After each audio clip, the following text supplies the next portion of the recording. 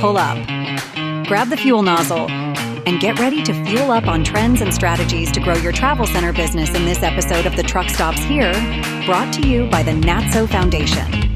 Now, here's your host, Amy Toner. Hello, and welcome to today's episode of The Truck Stops Here. I'm your host, Amy Toner.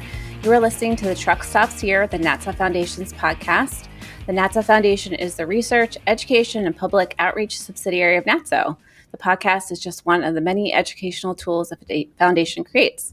Today, I'm so lucky my guest is Peter Rasmussen. He's the founder and CEO of Convenience and Energy Advisors. Hey, Peter.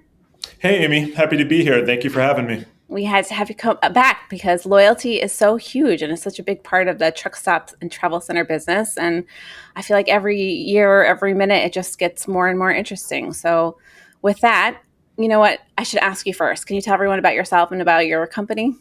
Sure. So I'm Peter Rasmussen with Convenience and Energy Advisors, and we are a firm that really has three parts to it. One, we partner with retailers exclusively in the convenience store, truck stop, and travel center industry. It's the industry that we know and we love.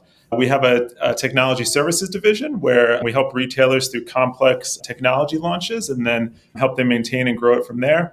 And then we also have a marketing services divisions where we provide creative and advertising services for digital and in-store platforms.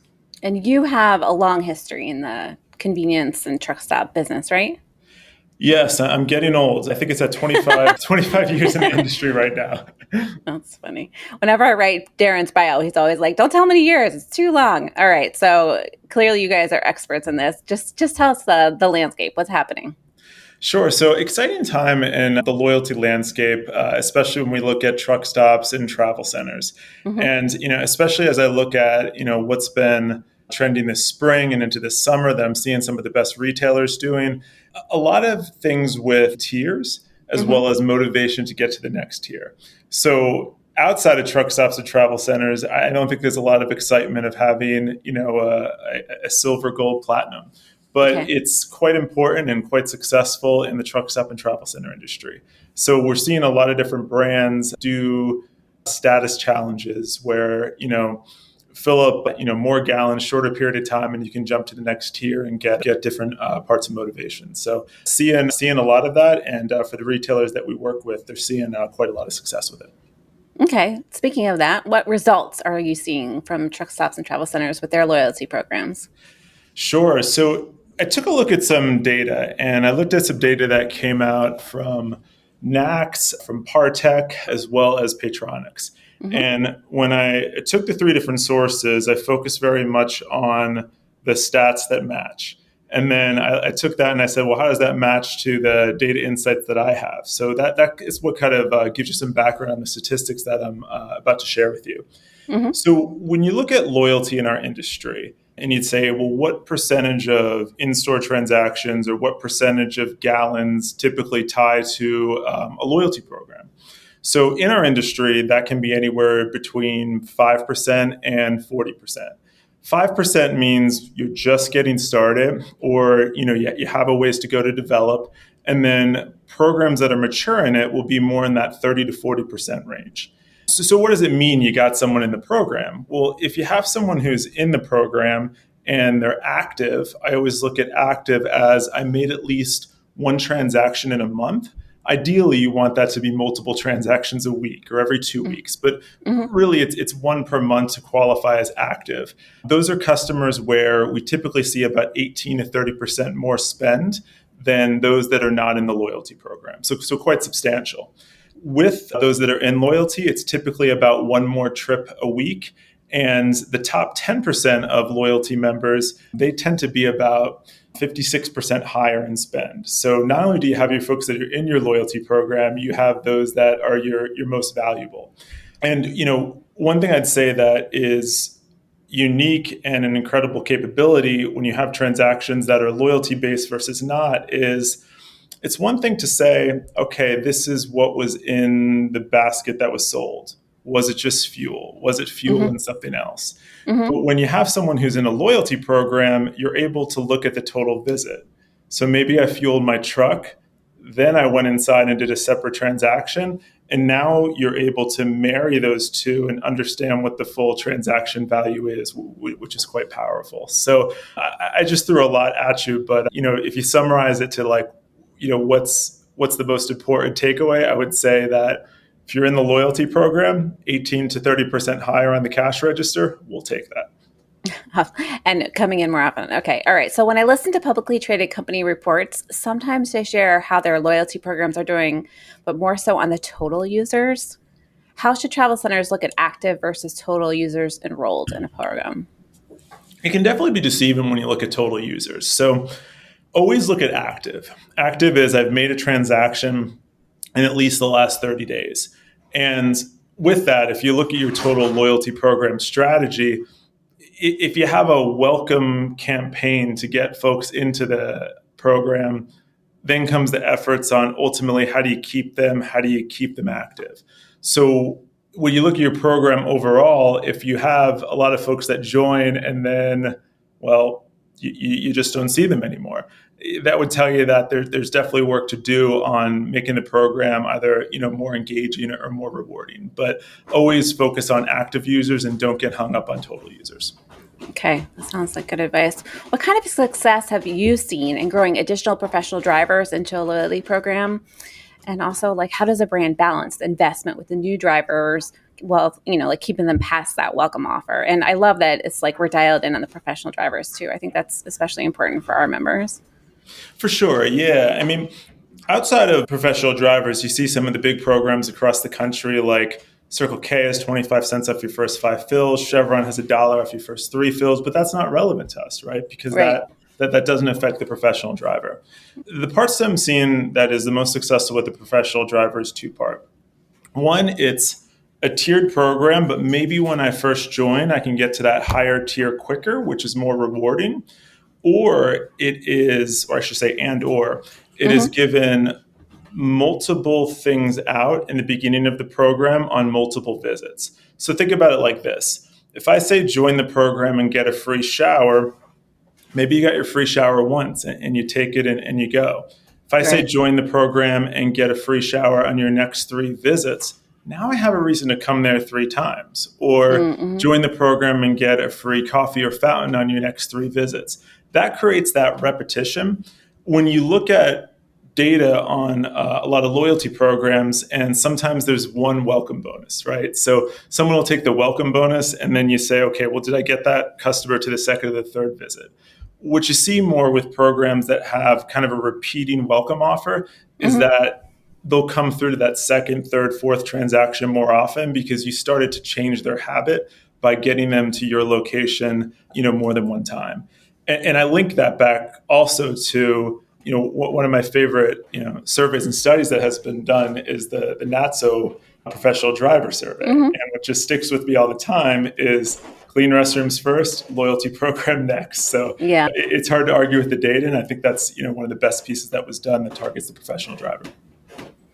Okay, so retail media networks have been a big buzz in the industry over the last couple of years. Is this just for big chains, or do the smaller operators have the ability to monetize their data in digital space as well? And how would this strategy link with loyalty in a mobile app?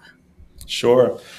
So if you think about what your journey would be in a mobile app and loyalty program, right? You're getting started, you're getting people into the program, and then you're working on nurturing them, keeping them, growing the program. So then as you're doing that, you start to create this large digital footprint of I have people visiting my app. I'm sending targeted emails that I can trace. I might be doing targeted push messages. And I think you'd be surprised. I'm starting to see some small and mid-sized chains being able to monetize a retail media network. Because if you look at it, you'd say, okay, well, let's say I have this many members in my program. And now I go and I quantify, well, how many people visit my app every week? How many emails do I send out? What's the open rate on the emails that I send out? Do I have impressions on the website? Smaller slice. But you go through all the different pieces. In addition, you may have some in-store digital aspects where you could link that to customer count. You add it all up, and that gives you an opportunity to create a proposal to share with your CPG providers or others. Okay. And ultimately from there, just try it. Say, hey, here's all my impressions. Here's how I could market your brand. And maybe you create 3 tiers of a package. You'd be surprised. I'm seeing a lot of brands being able to sell that and quite quickly. Interesting. Okay, I love this question because I have to be honest, I wouldn't even think about it, which is your controversial question you sent me. Are physical loyalty cards still needed? I mean, it would never even occur to me that people were still making them. So are they still needed? Tell me.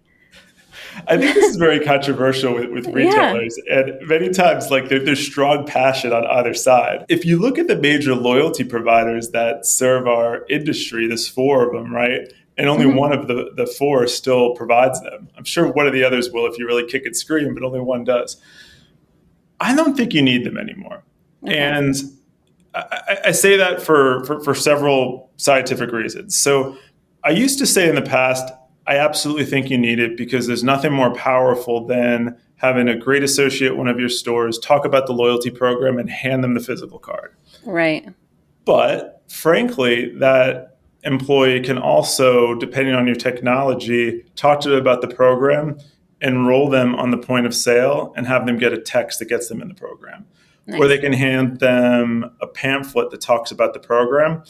You don't have to use the mobile app, right? As long as you have the phone number can become your loyalty print. And that's also what customers are used to across, many grocery stores, drugstores, et cetera. So I'd say if you're hesitant on saying, well, I don't want to get rid of cards or I don't want to go into a program without physical cards, that's fine, but I would be really subtle about it. I would try not to use them and just Mhm. have it available for a customer that might really, really want that. Because it's a large added expense for just the physical cards.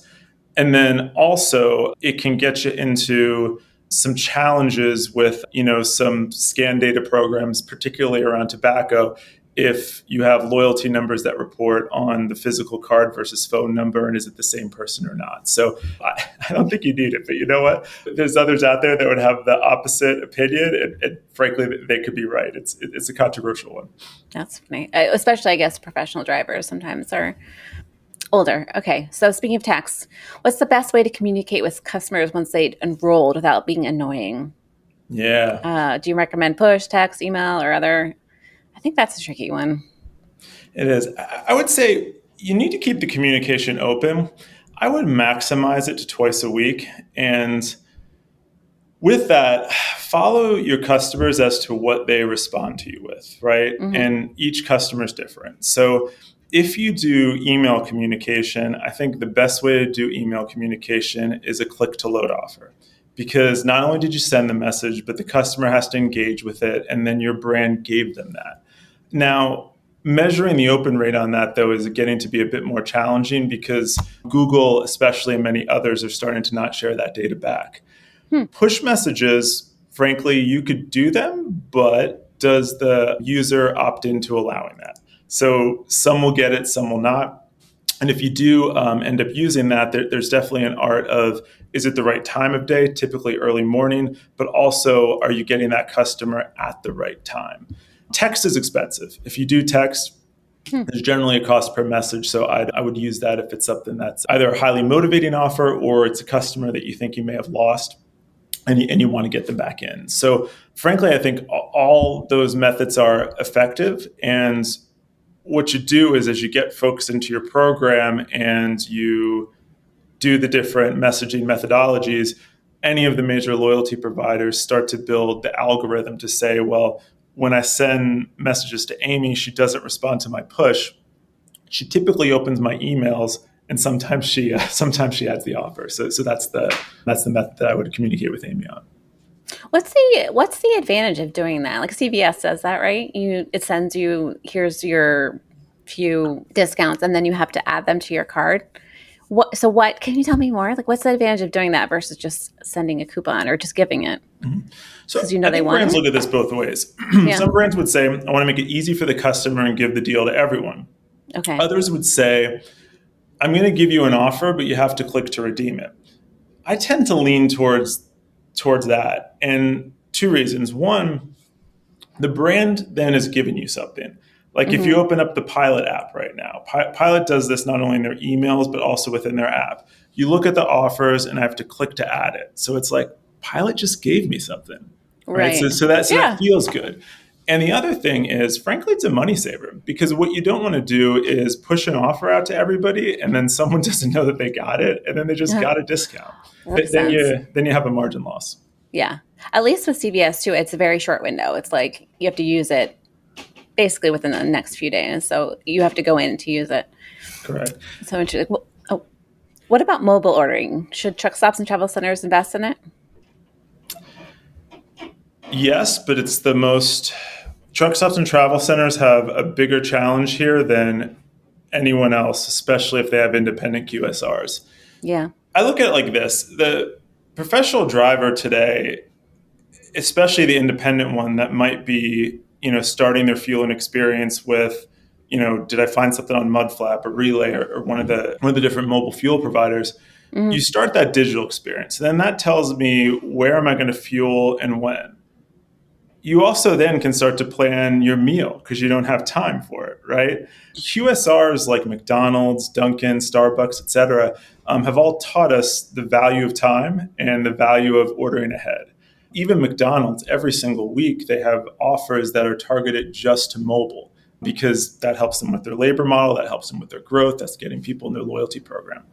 So I believe it's critical for truck stops and travel centers, but I also recognize that if you're a truck stop and travel center and you have QSRs that you don't operate that run a different point of sale system, marrying that experience to having it go on one ticket is very challenging. Yeah. So that kind of breaks that piece up. If you don't and everything runs through the point of sale, it's simple and I think it's absolutely necessary. Is that a question that you get a lot? Are a lot of people looking into that mobile ordering? Yeah. I mean, and there's a clear labor savings on it too, because if you think about, being an employee in a truck stop or travel center, if someone comes and they ask you for a pizza, you have to make that pizza right now. It's different than I have a pizza that's queuing that's due in 10 minutes. It's a bit more relaxing, right? So you can schedule stuff around that. And then frankly, for the professional driver who's time crunched, be able to fuel and do your order at the same time or do your order ahead of time versus fuel and go in, stand in line. Just, people place a lot more value on time than they used to. There's something about doing the mobile order and then like just charging to the front of the line. You feel like you're so smart, it's like an empowering experience. So, okay, for smaller operators, while a loyalty program might sound interesting at the surface level, what if they just don't have the resources to look at the data or even find to report on it, use it? Yeah. You still recommend it? Well, I'd say I would look at that in the loyalty provider that you choose. And with that, figure out, am I working with a provider who may have a service that can help give me the data and that's carved towards what do I have to actually do versus a complete self-serving tool. Or, frankly, that's one of the things that, my team and I work with a lot of retailers on. It's you don't have time to aggregate through all the data. Let's build it. Let's create the different segments. Let's engage. So then you have decisions to make and you can set it and forget it, kind of algorithms within the system. So then they could lean on you for advice on what to do, or is it built in? How's that work? Yeah, well, basically, in a lot of loyalty programs, once you build a lot of the different segmentation, there becomes a set it and forget it piece. Okay. Now, that's not relevant as you add, new offers, week after week. But think about it like this. Maybe you have something set up where if a professional driver doesn't fuel over 10 days, they get some sort of an offer. Okay. And if they come back in the next few days, then they go back into the regular algorithm. If you don't see them again after an additional 4 days, maybe they get a more aggressive one. You have different ways to kind of amplify sites up and down. The other thing that can happen too is you rate your stores based on, how aggressive you may or may not want to be. And then customers fall into a favorite store.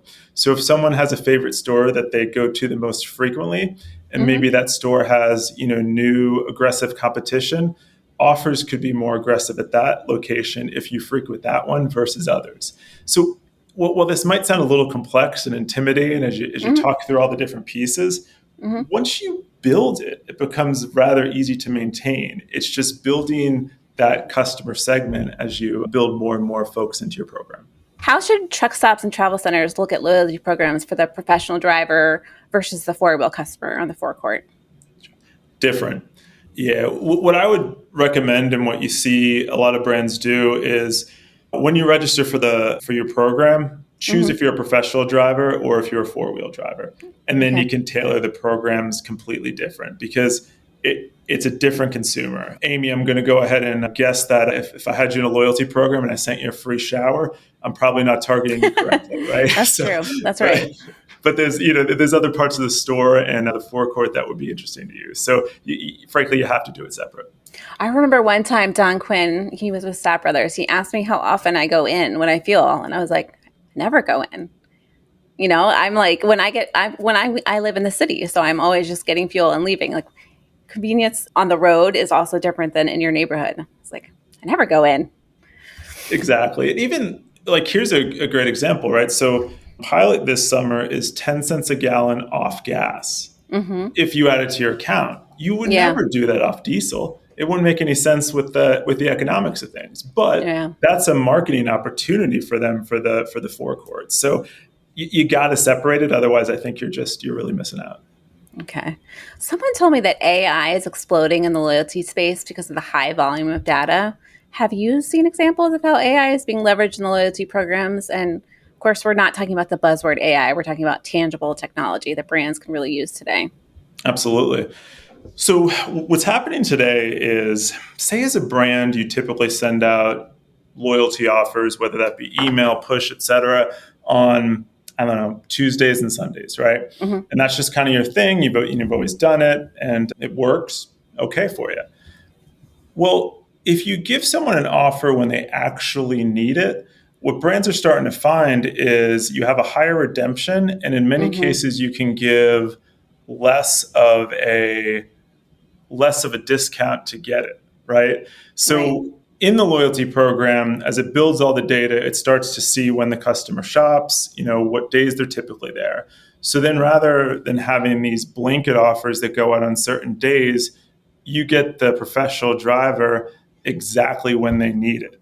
So my dad's a professional driver and he leaves for his route every Sunday night. So if you send him an offer on a Friday when he's wrapping up his week, I don't think he's going to care that much, right? He's not thinking about work. But when you get back into the groove of things, how do you get him on the exact right date? So that is, I think, it sounds so simple. I'm seeing it be incredibly meaningful from a take rate and from a margin save.